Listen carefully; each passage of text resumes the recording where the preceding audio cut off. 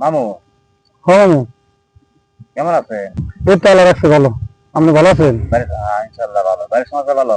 আর বাড়ির সমাচার সব ভালো, হাঁস মুরগি গরু ছাগল কুত্তা গুলো সব ভালো। আচ্ছা, এই ভালো করে। ওই একটা গল্প শুনলাম হিন্দি করে। কি গল্প? হিন্দি বলে রাম রাম বলে কিনা যে ও ওই যে, ভাই, হ্যাঁ হ্যাঁ হ্যাঁ হ্যাঁ হ্যাঁ হ্যাঁ হ্যাঁ, ওই যে একদিনকে যে আপনার গল্পটা কইছিলাম, হ্যাঁ, হ্যাঁ, হ্যাঁ ওই গল্পটা যাই গল্প আমি করতেছি।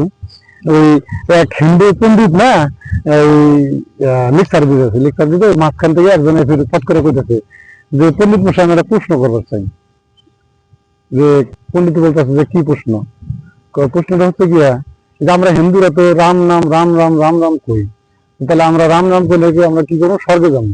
হ্যাঁ, তাহলে ওই মুসলমানরা স্বর্গে যাবো কি করে? হ্যাঁ, পরে কয় যে খুব পন্ডিত করতেছে, আপনি তো প্রশ্নটা খুব ভালো একটা প্রশ্ন করছেন। আচ্ছা এই প্রশ্নটা আমার একটু সমাধান লাগবে। তা সময়, হ্যাঁ কালকে ঘুমাইছেন। আচ্ছা, পরে এই হিন্দু হিন্দু পন্ডিত মনে করেন যে সারাদিন রাত গেছে, খালি ভাবছে ভাইবা চিন্তা। পরের দিন গেছে, পরের দিন যাওয়ার পরে ওই লোক বলতেছে যে পন্ডিত মশাই তাহলে আপনি ওই কালকের প্রশ্ন যা করলাম এটা কি করলেন? কয় হ্যাঁ আমার প্রশ্নের উত্তর পাইছি।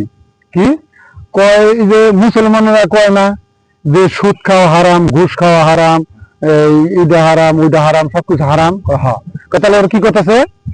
রাম নাম মুখে নিতেছে না? হারাম। হ্যাঁ হারাম, তোরা ওরা রাম নাম করতেছে, ওরা এই কারণে ওরা স্বর্গে যাব। কথা বুঝছেন? এই এটা হলো গল্প।